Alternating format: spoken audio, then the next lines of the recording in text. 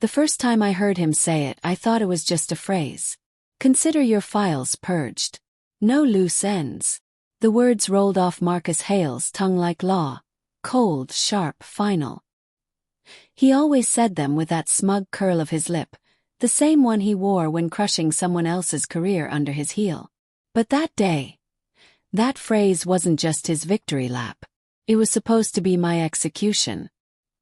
He stood at the head of the glass conference room, sunlight spilling over his tailored suit as if the universe itself had chosen him. He had just ordered my years of work erased, wiped clean, like my warnings, my analyses, my record of every red flag that had ever crossed his desk meant nothing. Marcus thought he was untouchable. That titles, charm, and power made him permanent. What he didn't realize was that permanence is an illusion, and I was done being disposable. At 5:01 p.m. on the dot, while he basked in the board's praise, I clicked send. One email. One PDF. Subject line: Q3 Risk Register. All ignored warnings. The chairman, Victor Lang, opened it during the quarterly call. I watched the shift in his face even through the screen. His confident grin evaporating. His knuckles tightening around his pen. Page 1. The vendor risk I had circled twice. The same one Marcus downgraded, dismissed, buried. The one that ended up costing $12.4 million.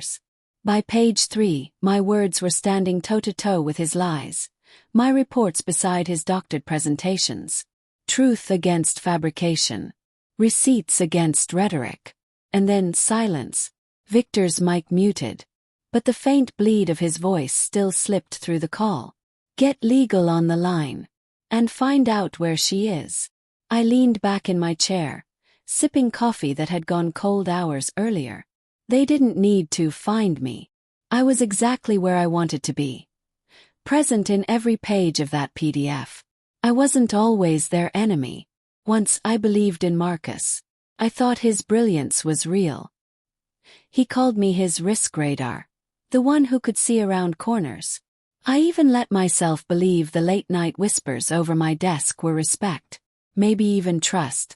But politics is betrayal in slow motion. First, my red flags disappeared. Risks quietly downgraded.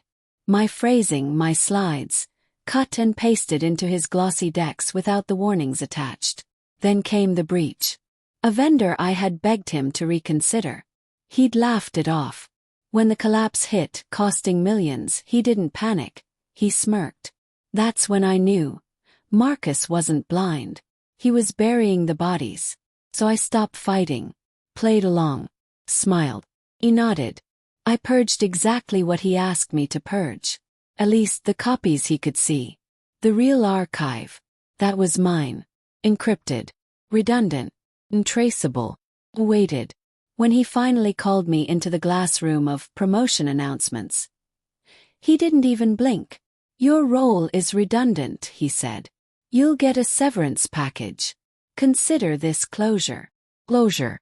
That word tasted like iron. I walked out carrying only a cardboard box. At least that's what Marcus thought. What I really carried was a ledger. Every ignored warning, every manipulated number, every timestamp that proved exactly how his empire was built on fraud and arrogance. And the board. They had no idea. Until I decided the time was right. 12 weeks later, on the day of their clean quarterly review, Marcus thought he was untouchable, crossing his finish line with ease. That's when my spark hit the powder. The evidence wasn't opinion. It wasn't revenge fantasy. It was math. Dates, logs, emails. A story written not in words, but in undeniable patterns. By page 7, Marcus Hale wasn't a visionary. He was a liability. Victor Lang's silence was louder than shouting. The board didn't see a savior anymore. They saw a man who had walked them blindfolded to the edge of a cliff. Marcus thought purging files would erase me. He thought silencing me would protect him. What he never understood is this. Silence is not absence. It's preparation.